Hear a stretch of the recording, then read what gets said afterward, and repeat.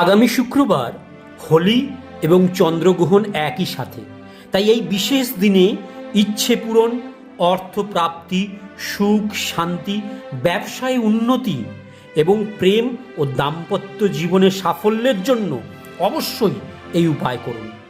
প্রথমে একটা মাটির পাত্রে গঙ্গাজল বা নলকূপের পরিশুদ্ধ জল নিয়ে নিন, নাভিশঙ্খ নিয়ে নিন, একটু হলুদ গুঁড়ো নিয়ে নিন, হলুদ কড়ি নিয়ে নিন আর পদ্মবীজ নিয়ে নিন।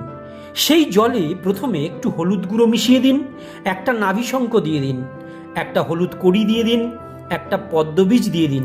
এরপর জলটি নাড়তে নাড়তে 11 বার মহালক্ষ্মী প্রাপ্তি মন্ত্র জপ করুন। ওম শ্রীম হ্রিম ক্লিম মহালক্ষ্মী নমঃ।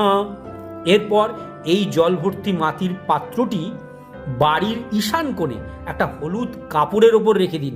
প্রতি শুক্রবার জলটি পরিবর্তন করে দেবেন, একটু হলুদ গুঁড়ো দিয়ে দেবেন, আর বাকি জিনিসগুলো পুনরায় ধুয়ে আপনারা ব্যবহার করতে পারেন।